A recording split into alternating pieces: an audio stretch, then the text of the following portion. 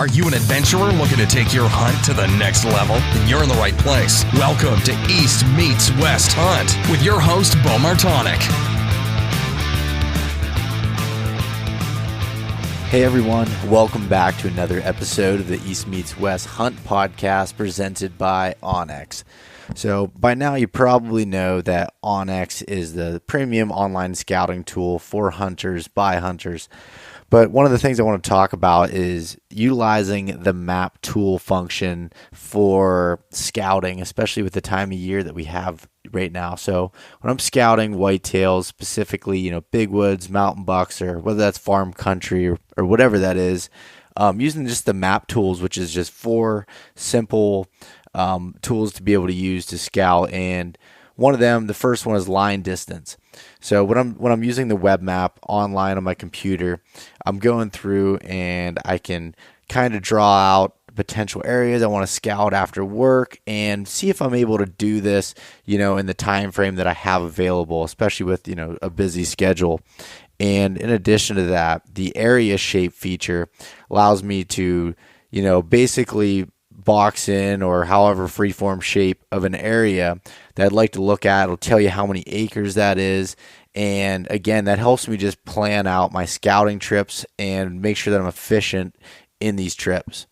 And then the other tools are just adding a waypoint and adding photos, which always adding, waypoints on the web map of areas that I want to look at.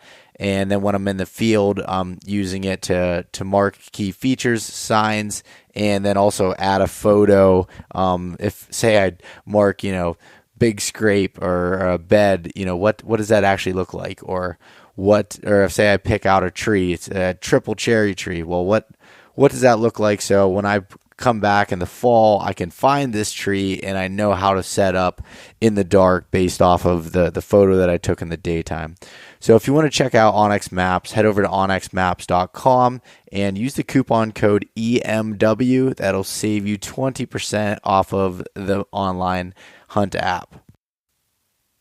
Elk 101, the University of Elk Hunting, the online course. So a membership to the online course provides you with immediate access to the most comprehensive and complete resource for increasing your elk hunting knowledge, confidence, and success.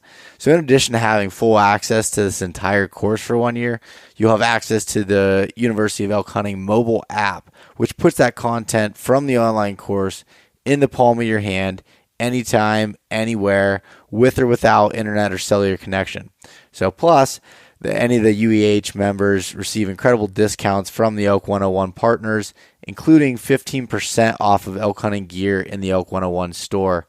If you want to save $20 off of the online course, you can head over to elk101.com, click on the online course, and use the coupon code EastMeetsWest to save now. And also, the Backcountry Hunters and Anglers BHA Bash is going on this Friday in Harrisburg. So if you're in the area and at the Great American Outdoor Show, Friday night starts at 7 o'clock. The bash is going on. It's basically getting everyone together to be able to, drink a few beers, talk hunting, fishing, and, get discounts on memberships. Well, I can't say exactly what we're going to be doing yet, but I'm going to be doing, kind of going up on the stage and doing a little bit of a fun speaking event there, probably somewhere around 9 o'clock there. So come and enjoy some beers and enjoy some a little bit of entertainment as well. So that's going on this Friday at the Appalachian Brewing Company in Harrisburg, and I believe the actual date on that is, let's see here. That'll be Friday the 7th, so February 7th, 2020, depending on when you're listening to this. So stop in and say hello. And then the rest of the weekend, so Saturday the 8th and Sunday the 9th, I'll be working at the Maven Optics booth, which is in the gun hall there. If you're going to be there, during this week as the Great American Show goes on all week, definitely stop and check that out. So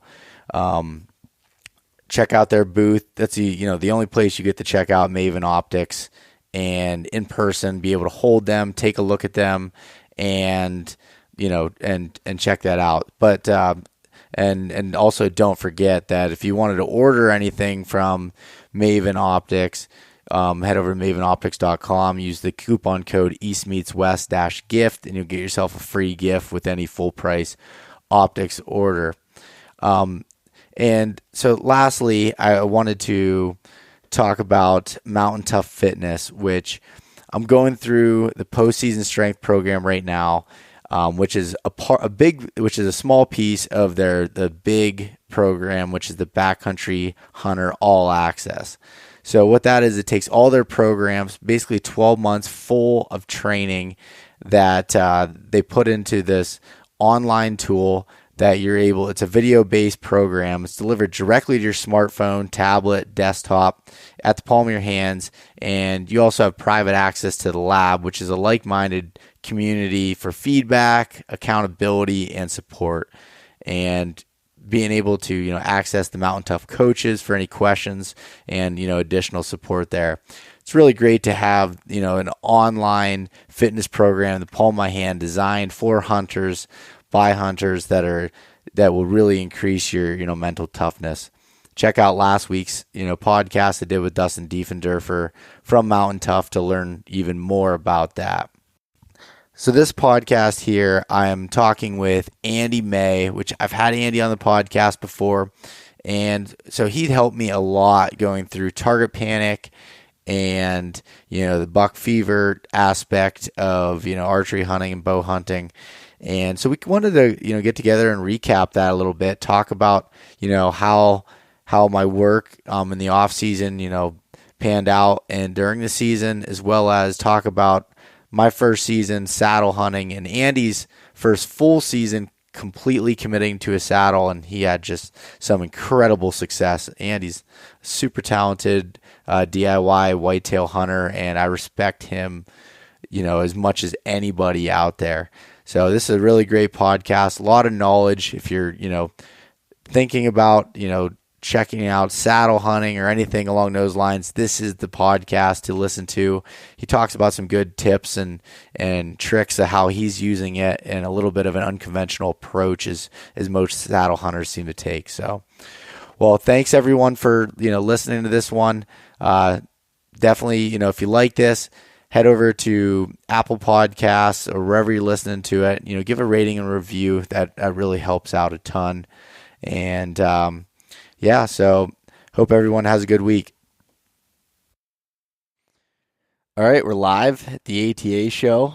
Andy May, what's going on, man? How you doing, Beau? Good to finally meet you in person and get you back on the podcast. That's for sure. Yeah, it was good to meet you too. We had a fun night last night. Yeah, we did. we tied it into one a little bit, and that's always a good time at this show, and it's tough to see everybody and meet new friends and stuff. It's a good time. Yeah, it was fun. I was glad to do it. Got to bed at a decent time, and today's been fun, busy, and looking forward to chatting. I know were texting back and forth. I guess I wasn't really intending on doing a podcast, but I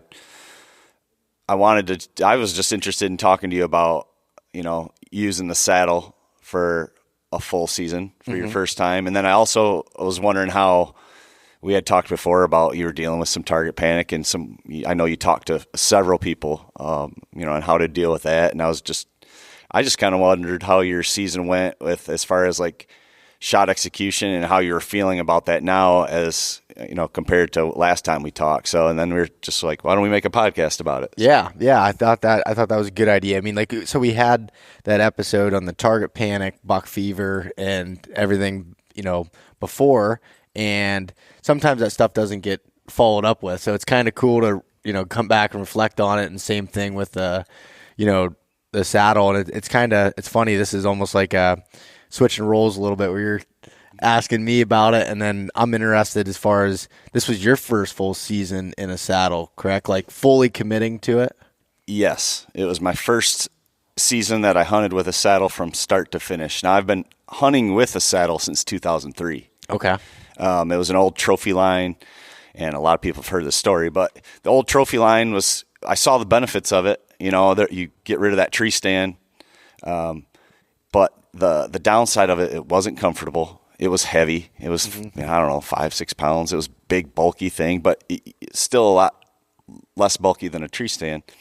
So I hunted out of it, you know, for a few years, kind of on and off. I'd go back and forth between that and like a lone wolf and sticks, and killed some deer out of it. But I just slowly just kind of gravitated away from the saddle because it just wasn't, it wasn't as good as it could be. And I wasn't creative enough to come up with something that was better. Yeah. And, you know, like the last few years, like we see, there's some saddle companies coming out, and these are guys that are DIY guys that are creative, that when they want something, they build it the way they want it. And last year I got the Mantis, which you've been hunting out of. Yep. And I loved the Mantis. And that was, once I got the Mantis, I got it halfway through last year, and I loved it. I loved how light it was. It was like nothing.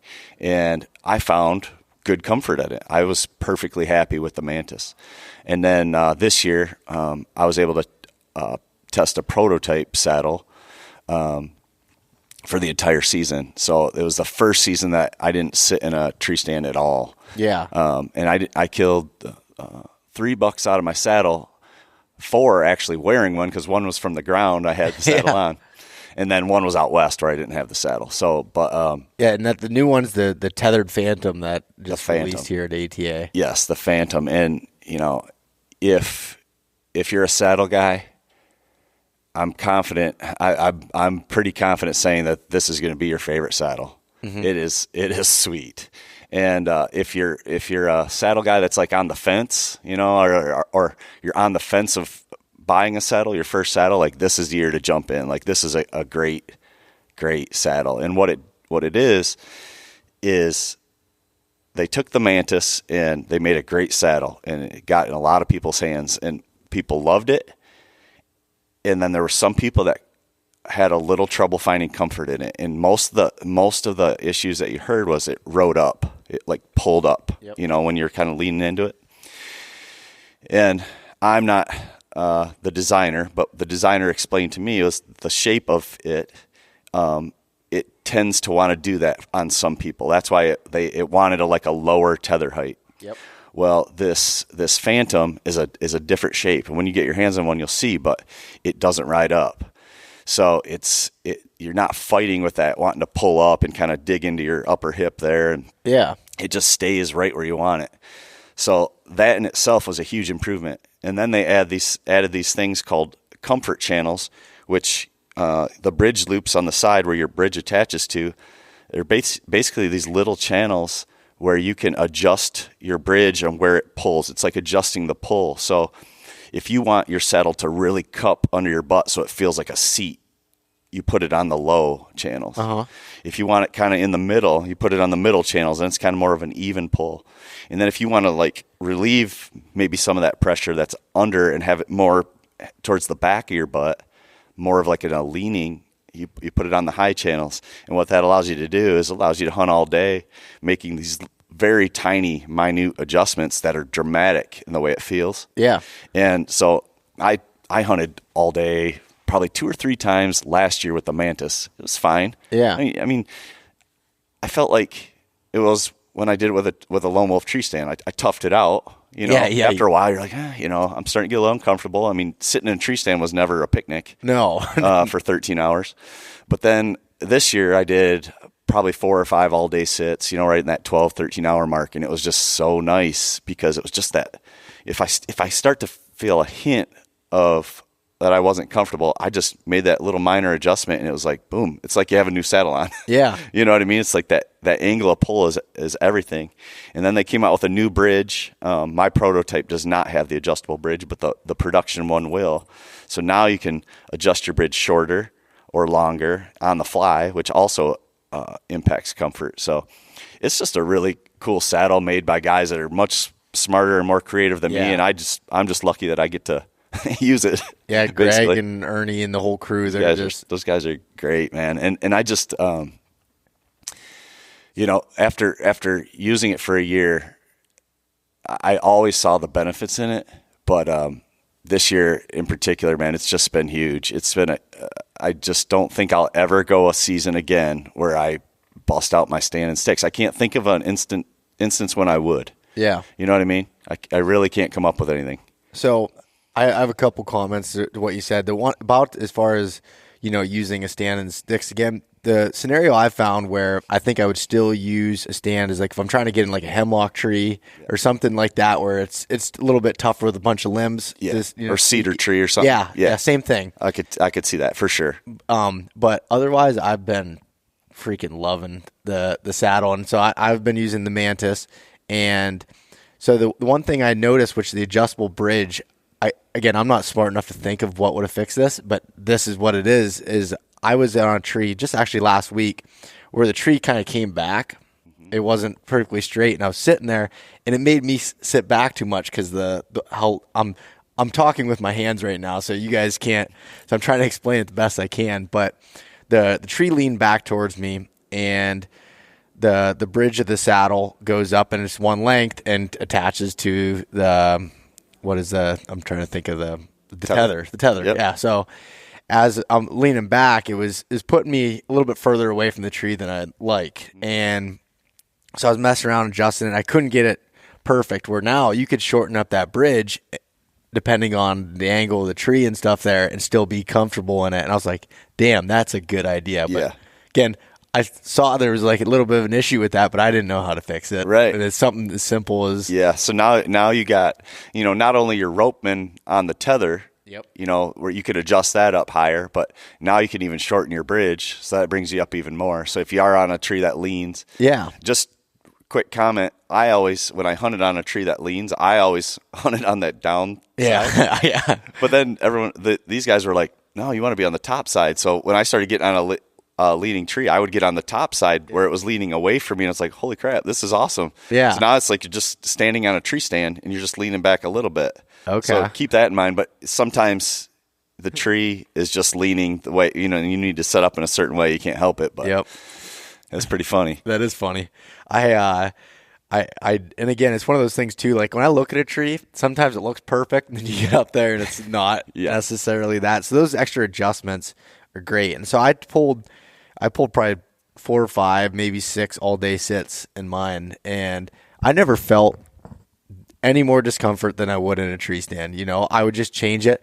I bought like roofing knee pads that I was using, and I'd loosen up my tether, kind of sit there with my knees against the tree, saddle it. I'd sit sideways, this way, I'd lean back. I had a whole bunch of different positions to be able to adjust and find comfort in it. Because that's the number one thing that I've been asked about is like, is that really comfortable to pull an all day sit? And it took me probably 2-3, short hunts in the evening after work to get my comfort figured out and get my tether height. And so I run mine different than most, as far as, or at least from what I watch the videos on, I run mine lower, like chest level. Okay. My tether. Yep. And I'm easier to switch positions in it. I just feel comfort that way. I know a lot of guys like running it higher, and it's cool that you can make those adjustments for you. Yeah. And you really, it does. It takes a little bit of time to, I was showing the saddle to some guys today, and I was like, typically eye to neck is kind of the sweet spot, but it might be different for you. Yep. I like to run the top of my saddle below my belt line. Okay. So it's like cupping the bottom. Yep. And Taylor saw it, and he's like, is that where you wear your saddle? And I was like, yeah. And that's just where I like it. Yeah. He wears his a little higher. So, there's no right or wrong. It's just finding that comfort. And sometimes for some people, it takes a little bit of fine tuning and tweaking to find that spot. And then other people are just like, boom, I'm comfortable in it from the beginning. So, yeah, that was my experience with it. So where I need to improve on with using it is I got the saddle halfway through the season, so I didn't get to practice shooting out of it. And so shooting to my right, I was struggling with figuring out how to be comfortable and stable in that position.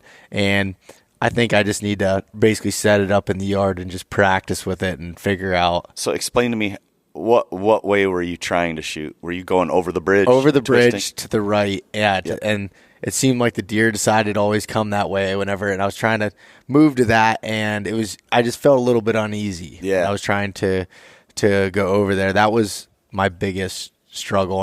And what do you do as far as with that? Yeah, so they describe that as the weak side shot because it's opposite of your, if you're a right-handed shooter, your strong side would be considered, if you're looking at a clock, if you're imagining a clock and the clock is the tree, imagine like 12 o'clock straight ahead of you all the way to 6 is pretty easy to do. Yeah. So the other side of the tree, which, your right side, that would be considered the weak side. And there's a couple ways to do that. One is the way you did it. Yep. And that's okay, especially if it's a close shot. When you start twisting like that, you're really kind of tearing up your form. Yeah. But if you got a close shot, I've made shots like that on deer. You don't want to be shooting a 40-yarder like that. Yeah. No, you know what I mean? So a better way to do that is you can still hit that same shot to, say, 2 o'clock by pivoting around the tree all the way around and shooting that way. Yep. Okay, that's one way to do it. That's a little more movement. But just like in a tree stand, like hopefully you're being attentive and you see the deer coming and boom, you kind of can estimate where the shot's going to materialize and you slowly, methodically work your way into position. That's one way to do it. Just literally walk around the tree and shoot. You can still hit that same spot. And then the other way, which Ernie and Greg showed me, I never even thought of this, and it might be hard to describe on a podcast, and we might have to go show you in the booth, but if you grab your tether with your right hand, stand up, and put your back to the tree so that the tether is right here. Yeah, right over your shoulder. So now I just turned that weak side shot into a strong side shot. Yep. Do you get what I'm saying? Yep. And so I watched a video where it might have been Ernie that was showing how to do that, and I was like, that was kind of after I'd been doing it, and I tried it in the tree, and that did seem to help because you can lean into that tether that's wrapped over your shoulder. Again, it's hard to explain on the podcast, but when it's over your shoulder, you can lean into it, and you're almost just like standing on a small platform tree stand. Yeah, exactly. At that point. Yep. But where you were talking about wrapping around the tree, I feel so comfortable when I put my knees on the tree and kind of just like. I like to put my knee on and kind of wrap around. Exactly. And I feel so rock solid. Like I feel almost rock as I would on the ground in my yard, just shooting the target. Yeah. Well, think about it. When you do that, so like when you're in a tree stand, you're shooting standing up, your feet are on the platform. Yep. It's like you're shooting on flat ground, right? You got one point of contact. But when you are able to lean into a saddle, now I got my feet on the platform. I'm leaning into a saddle, so there's 2 points of contact that are already up closer to where I have the bow. Yep. And then you put your knees in to the tree. Yep. Now you got 3. You know what I mean? So it does really give you a nice, stable base. And I shot my Maryland buck just the way you just described it. He was coming like this. It kind of caught me off guard. I was in open hill country. I was in a beanpole tree, but I was really high up, and he was coming like this, and there were some other deer around, and I felt really scared to move because he kind of caught me off guard. I turned, and he was already in bow range, moving quick. So I let him kind of go past the tree, and then I did that. I did just as you said. I just kind of leaned out, put one knee into the tree, and drew back, and I shot at 31 yards, and man, I just felt so stable, and my pin was just sitting there. And a lot of guys ask, like, is it hard to shoot out of? The learning curve out of shooting it is just trusting that saddle, that it's holding you. Like you're leaning into it. You're kind of, it almost feels like if it wasn't holding you, essentially you'd fall, right? Yeah. But you just got to trust that the system is holding you, and you just keep your form and lean into that and just trust it. It just takes time, and Greg always suggests, just set it up at ground level, like 6 inches, and put a block target, a couple block targets, or move them all around your tree and practice those shots, and then go up to 5 feet and go up to 10. Yeah. Do that. And then it's really nothing to it. It seems daunting at first, and it seems so different than hunting out of a tree stand. And that's the scariest part. But once you get in it, everybody's like, man, wow, this is cool. Like this is going to work, Yeah. And so the the one thing I noticed with being able to shoot around the tree, the diameter of the tree comes into play. Yeah. A smaller size, like say a basketball size, seems to be really good. Like I can loop the whole way around the tree for those weak side shots, but I wrap around the left, like you're saying. Where if I'm in a bigger, say a big oak tree out on this, point or something, it's a little bit tougher to wrap yourself all the way around. But when it's a bigger tree like that, it's giving you more cover to be able to make that move and maybe put that over your shoulder or do one of those other shots. So it all comes down to the situation and just figuring it out as you go with it. But there's a couple instances on hunts this year that hunting out of a saddle was really beneficial to me, I think. And one of them was the buck I just told you about, the Maryland buck. That was in hill country, a lot of tulip poplar trees that are just bean pole as high as you can go, like no cover, and it's just like that all through the hills. And I mean, that time of year, late December, it's just bare. Yeah, I mean, there's a little bit of ground cover, but once you get up in the trees, it's like you stick out like a sore thumb. And this was in a very high deer density area, so my buddy had done some scouting and glassing, and he found where a bunch of deer were that time of season, and they were religiously just hitting this winter wheat field. So I just had to get back in the hills and find out where they were traveling through. But there were so many deer, and I hunted that area for 3 days before I got my shot at my deer. But it was really cool to be able to hunt such a bare tree. These are essentially like climber trees, but I could hunt on the back side of the tree. So all these deer are kind of filtering through out of these hills, and I could be on the back side of the tree using the tree as basically like as like a blind or a cover, and I could sit there and just totally hidden, I mean, maybe my shoulders were sticking out, but it wasn't nothing. Yeah. And, I could just peek my head, and as deer are walking by, I'm just slowly kind of working my way, keeping the tree between me and the deer. And I was just thinking, man, if I was in a climber right now, I would be so screwed. Yeah. I'd have to be 35 feet up, like so high that they would never look up that high. How high were you in that tree? I was like 25. Okay. And to be honest with you, I don't like getting up 35 feet because it makes the shots hard. It really does. So I don't like getting up that high. If I had a climber, I would have probably need to get up 30 plus. But I was at a good height, and I used that tree.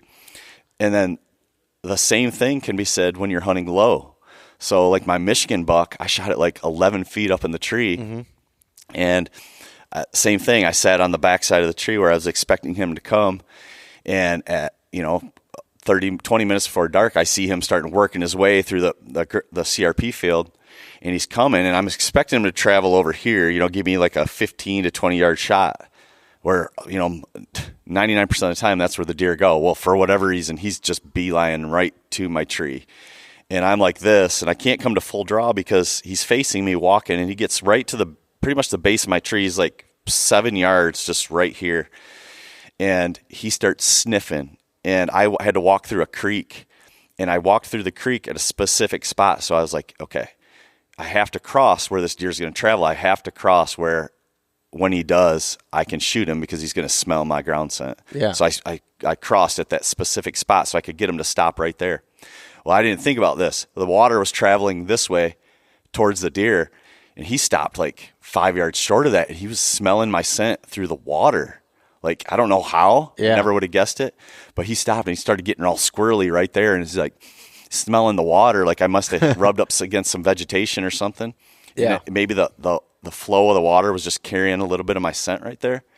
But anyway, I was on the back side of the tree, and this was a big tree, one that you could not shoot all the way around.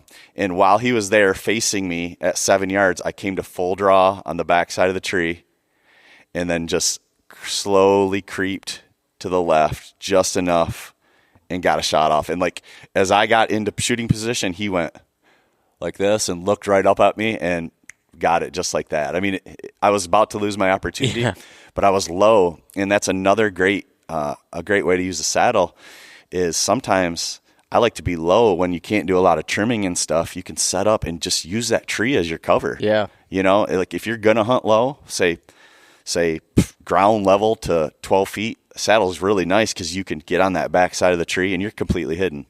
That's like a huge advantage. So you do that sometimes where you're setting up your saddle basically at ground level and just hopping in it. Yeah. That's so cool. Yeah. Yeah. And so someone might ask, why don't you just hunt from the ground? Yeah. Well, there's a couple hunts this year where I hunt from the ground a lot. I killed one of my deer this year with the saddle on, but I was on the ground, kind of spotting and stalking.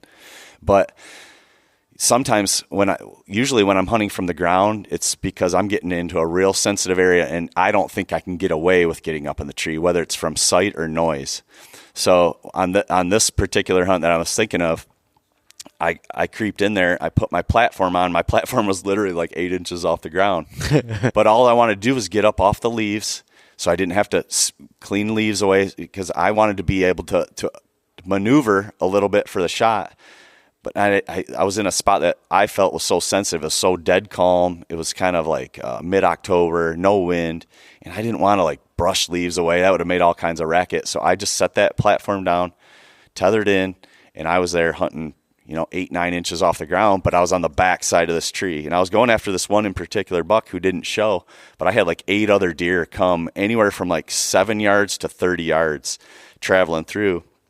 Could have shot all of them. They had no idea I was there. So that's another really cool way to use a saddle. My thing, everybody has their reasons they like it. I like it because it's such a small, light, compact, non-bulky system that is completely versatile. I can go stalk a buck in a CRP field wearing my saddle.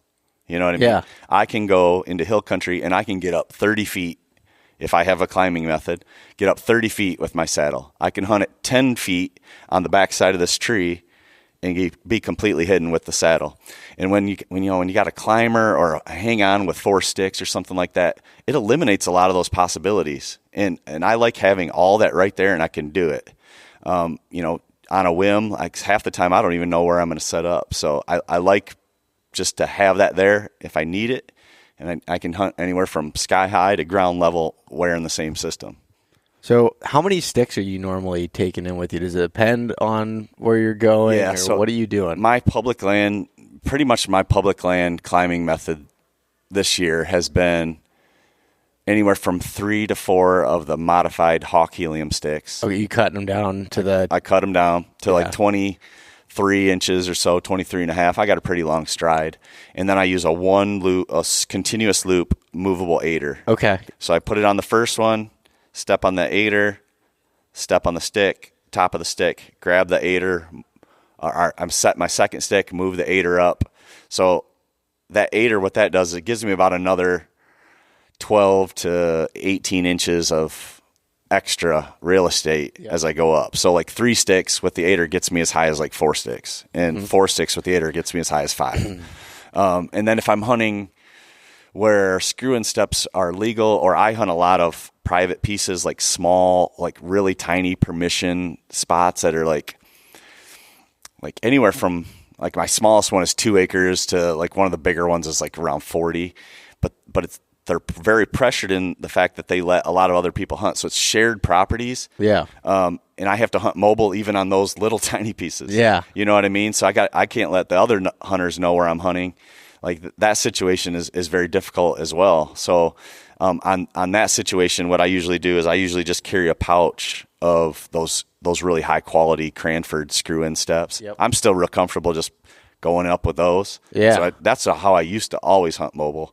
And those, if you are a screw-in stick or a screw-in step guy, those Cranford easy screws are really hard steel, thick. They bite into the tree and they go in like butter compared to like those green Amera steps. Yeah, So that's pretty much how I do it. So I this year I was just using the regular Hawk helium sticks, just full length and everything, and I was trying to find a way of lightening them up, and I saw Greg did a video on modifying them, cutting them down. I think he had his like 22 inches or something, and looking at that. There's also, I was checking out today at the show, Lone Wolf Custom Gear's new sticks. Like they have the small one has the 2 steps on it with the built-in aider that's freaking sweet. That looks legit, didn't it? And then they have one that has the double steps now too. Yeah. That are fixed, and that's a pretty cool setup too. So I'm not sure if I'm going to modify my Hawks, try out something different. I don't know, but I want to start using an aider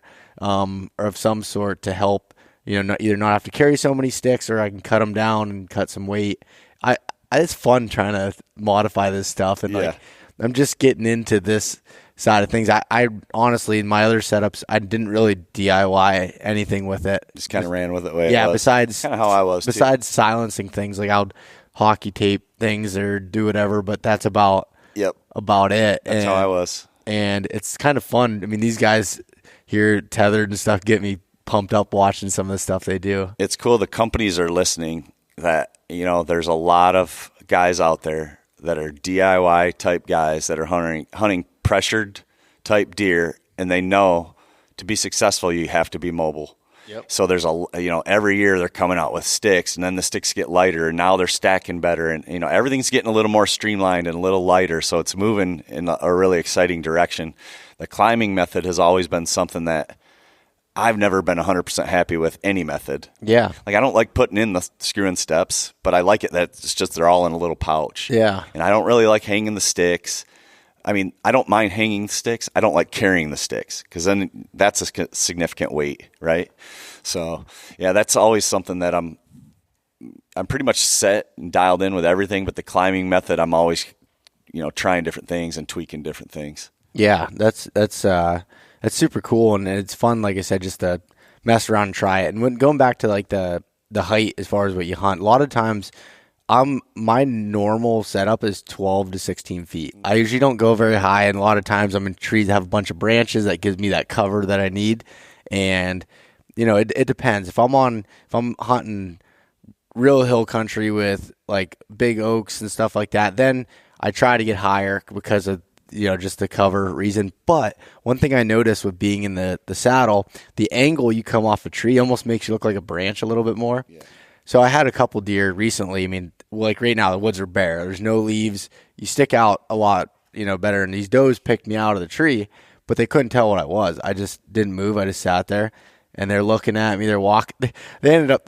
They walked like the whole way around. They're like looking up, and then they just went back to feeding. Yeah. And it was just held still, and they just dismissed you as a tree branch. And they came on the back side of me, so I'm sticking out like a sore thumb on this wide open big oak tree, and they just didn't pick me. Like they picked me out, but couldn't figure out.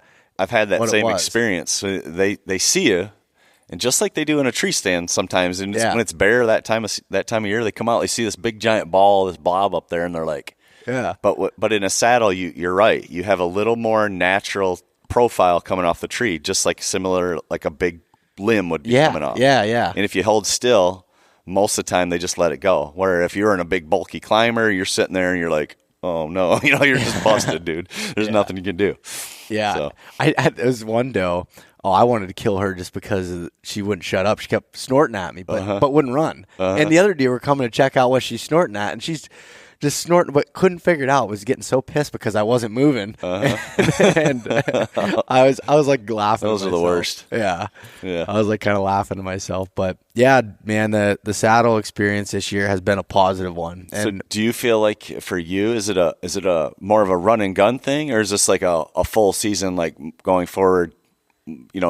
Most of the time. I think most of the time. I mean, there's still a few places that I know are good rut stands that I'll put a fixed stand in, or someplace I want to jump in quick after work. I might have an hour. I don't preset. So I'll have a couple preset. This year I had one preset and that was it, and I hunted just out of the saddle, and I did use my other stand a little bit too, but the more I get comfortable with the saddle and stuff, I think that probably for 85-90% of the situations that I'm going to hunt out of that. Yeah. So one thing everybody's talked about it, but one thing that I think should be stressed is the safety of the saddle.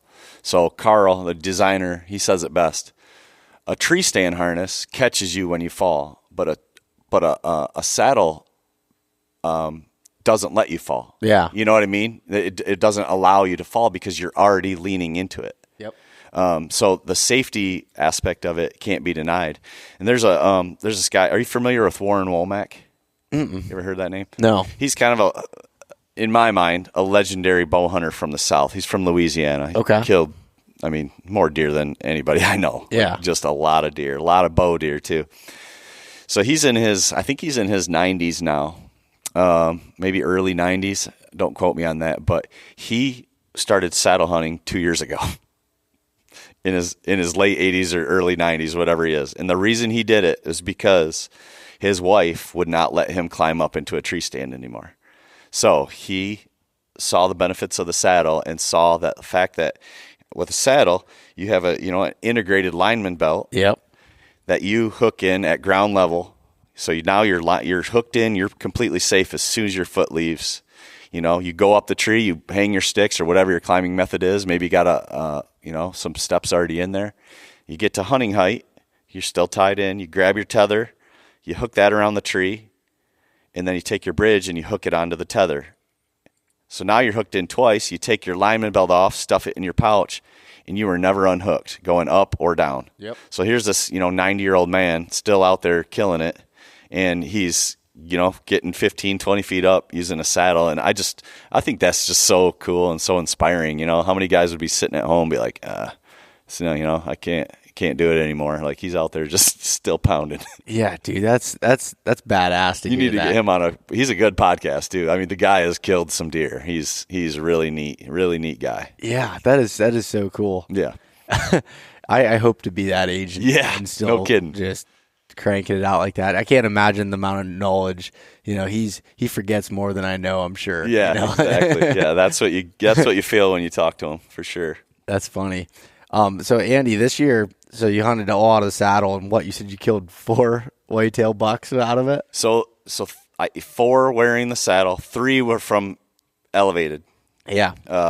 1 I wore it in, and this kind of goes back to what I said one of the benefits was. I wore it in not knowing if I was going to set up in a tree or hunt from the ground. This was in a part of Ohio that's really wide open. Mm-hmm. So it's most of the time I feel like it's advantageous for me to be on the ground. A lot of glassing, very little cover. Really hard area to hunt because it's not like it's CRP ground. It's like farm ground, and it's real aggressive farming, and you get the crops out. But this was a really wet year, so there's a lot of corn and beans up. And I had glassed this buck 2 or 3 days, like the week prior to the kill, before work. I was driving down to Ohio to glass and then driving all the way back up into Michigan to work. I mean, it sounds farther than it was, but I was going, adding another 45 minutes to work or so. Yeah. And I knew this deer was in the area, and I wanted to spend the time. I knew the time for me to find him, I was going to have to use glass because he wasn't showing up on cameras. I didn't know. So I wasn't really sure where he was at. So I glassed and was pretty much running this like 2-mile circuit. And then I finally found him, and he was coming out on a property I couldn't hunt, but paralleling a property I could. And then when I actually saw him, I actually saw him cut the corner of a property I could hunt. So then I was like, all right, that's where I need to be. That's where I'm going to get him. And so the next day, or no, it wasn't the next day. It was 2 days later when I had the good wind. I grabbed the saddle on. Don't even know if there's a tree over there for me, but there's trees. I figured I could make something work. And I get over there, and, I start setting up in the tree, and I get, again, like 10 feet high or so. And then I see him come out of the same little strip of cover that he did the day before. And they're out feeding into these beans, kind of working their way towards me. And now instead of coming towards me, they're more paralleling. And they end up crossing, coming by me, but way onto other property I couldn't hunt, 80, 90 yards or so, and then they go into a standing cornfield. And I'm like, crap. So then, about another 100 yards down, out of the standing corn, I just see this big giant buck come out, different deer. Yeah. And I'm like, holy crap. And he's going back the other way where the other deer came out. So I unhooked, cinched everything up, and I'm running. And I'm trying to cut this deer off in case he comes back onto where I can hunt. So I'm running down. It's probably, 300 yards or so. I get set up, and I see this deer going into the patch of cover where the other one came out of. So I'm like, it's getting dusky now. So I'm like, what do I do, So I grab my rattling antlers, and I start clashing them together. And that big buck stops, and he looks. And I'm sitting here hammering him, and I'm on the ground. And then he looks for a while, and then he just goes into that cover. And I'm like, dang. And then I look back where I just was, and here comes the buck that I was after in the first place coming into the rattling. No way. Yeah. So I had completely forgot about him, but I was rattling to this deer, and this one's coming with another buck behind him. He was a nice 10, and there was an 8-point behind him. And I'm on the ground, got the antlers, and I'm like, holy crap! Like they're already 50 yards and closing, like walking beeline, and I'm in this like brushy kind of like fence row, and I'm like, oh my gosh! So I'm setting these down, grabbing my bow, I get my release out of my pocket, I put it on. Now they're within 30, and I'm just moving like a statue, and I'm like, oh my gosh! So the 8-point comes, and he comes within like 12 yards, looks right at me, and I'm just like this, like in the brushy fence row, like I'm in some bushy trees and stuff, so I'm kind of hidden, but he's looking right at me. And the other 10-point, he kind of loses interest, and he starts feeding in the beans. And that 8-point ends up ignoring me and walking by, and then here comes that 10, and I came to full draw real slow and ended up shooting him right there, like, I don't know, it was like 14 yards or something. But another advantage of the saddle, right? Yeah. I didn't have to worry about climbing down with the climber. I mean, I was down in an instant, and, running through these properties, get in position, and it just worked out. But the other 3 that I killed were, yes, from an elevated position. So it was just a neat year, and if anything, just solidified my confidence and my feelings of the advantages of it. Yeah. Yeah, that's you had definitely a solid year. It seemed like every time I was talking to you or on Instagram, I was like, oh, he killed another buck. Like, it's just, I don't know, that's awesome. I was pumped to get to see that, and I can tell you one thing. I was really, I guess, grateful for some of your advice and help with my going through the target panic side of things that we talked about in the summer. Mm-hmm. And, you put some great shots on deer, and you were talking on the last episode, if you haven't listened to it, Andy and I did one released back at the beginning of September that had to do with, target panic, buck fever, and kind of your process and how you became better with it and better shot execution. So from going through these processes, these steps, and kind of changing my head game around a little bit, I had the best year I ever had as far as feeling confident in my shots. And I talked about it on the podcast. I've talked about it to you. I did shoot a deer that I didn't recover, but I was super confident in that shot, and it was not from me punching the trigger. It came down to shot placement on me. Like, the execution was good. The execution was good. And that's, even though missing and wounding an animal is the worst feeling in the world. Yeah. It's 100 times worse when you screw up the shot execution by punching the trigger, jerking your bow because you're not in control. I had the same thing. We can talk about my issue too. It happened to me too. But when you make a good shot execution, that it's a little bit better feeling, because you at least held together that part. It's hunting. Animals move.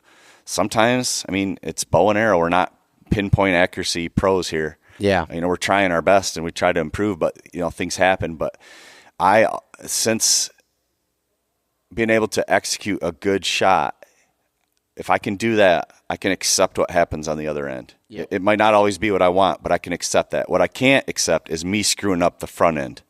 And that's probably how you felt. Yeah, that's exactly it. I was devastated about it, and I don't remember if I told you this part, but that deer ended up living. I got him on my trail camera after that with the scar. You could see where I hit him at, and then a guy ended up killing him the second to last day of rifle season. Oh, wow. And I ran into this hunter the day I hit him, and was like, he was going in to hunt. I was like, hey, man, if there's any way you could stay out of here, I hit this buck, and he was real cool about it. And then he sent me a picture. He shot it in rifle season. Really? And he's like, yeah, your scar's there where it hit. Wow. And looks like I may have clipped one lung, but mostly just straight flesh wound and from hitting low and but anyways, so that was kind of funny, but a funny end of that story, and I'm glad that someone else was able to get him, and deer was fine. Yeah, it's a good story, but not how you wanted it to turn out, but no, yeah, so yeah, that's how that went. And you were telling me a little bit about a situation you had where... Yes. So as good as my deer season went, yeah. I went elk hunting for the first time this year, and just, man, what a blast. It far exceeded my expectations. I loved the physicalness of it. That was challenging. The elk hunting, in my opinion, was great. We were into elk every day. And I did have my opportunity, and it wasn't at your like average run of the mill bull either. It was for an OTC tag, from what I understand is probably a bull of a lifetime, 330, 340 type. Are you serious? Yeah. Big, giant 6x6. And same thing. I'm so used to, what I didn't do is I just kind of went into elk hunting thinking like, man, it's a great big target. You know what I mean? Like I practice my archery. The archery is not anything I'm never not confident in. But what I did was with deer, I'm so used to hugging the shoulder because deer are, I have a 30-inch draw length. I tuck it in close to the shoulder on most shots. Yeah. And, good things happen for me. You know what I mean? I usually pass through, and if not, I'm, breaking through stuff and deer don't go far. I did that with this elk. Now, why you'd want to hug a shoulder of an elk, I have no idea, but I did. And I came back. I was excited. I wouldn't say nervous, but I was excited. And I literally watched my pin settle right where I always aim for a deer. And I don't know why I did it, because I got a good 18 inches behind there that I should have hit before, right? It was just a dumb mistake. But my shot execution, everything was just perfect. In fact, my buddy said after the fact, he's like, I watched you. He goes, you were so rock solid. And he goes, your arm just flew back. And that, that just tells me I was just building pressure, and the shot broke. Everything felt great.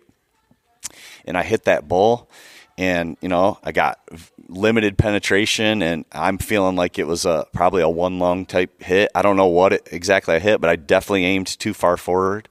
And I never recovered that elk. So it was one of those things that was, to this day, it's pretty devastating because, I tried that hunt, man. I really poured it all out, on that hunt, dark to dark, just I'm sure like you do. And didn't necessarily need a successful hunt to have a good hunt, but I wanted to capitalize if I had my opportunity, and I had my opportunity, and it didn't turn out the way I wanted. But one thing I can say is my shot execution was good. My placement of my aiming, I don't know what I was thinking. I'm not sure what I was thinking. If that was deer, he's done. Yeah. With the elk, it's a whole different thing, So, you learn, and that's bow hunting. Bow hunting is tough, and elk are tough, and all I can think about now is just redemption. Like, I just can't wait to go back and try to redeem myself. Yeah, man, that's a tough story. But the thing that's funny about what you're saying about hugging the shoulder and stuff, it was probably until this year. Luckily, I didn't have any other opportunities like where I actually could shoot an elk the first 3 years of hunting. But I don't remember who said it, or I heard it on a podcast, or I was talking to somebody and they were talking about where they aim on an elk, and they were saying like they were aiming like 4 or 5 inches off that shoulder. They're like, then you have that gap, and I shoot the same way you do with whitetails. I'm aiming right at that crease basically. Yeah. And I know that I don't have a long draw, but with my bow, my setup, I'm confident it's going to blow through that shoulder if I even hit right there, and I've done that, and I'm not worried about it. With an elk, that's a different story. Yeah. And so luckily with my bull this year, I held it off the shoulder. I probably aimed about 4 inches back and hit there, which was good. But tell me about that shot. Tell me what your shot felt like, what were you thinking about in the moment, how it felt like when the shot broke?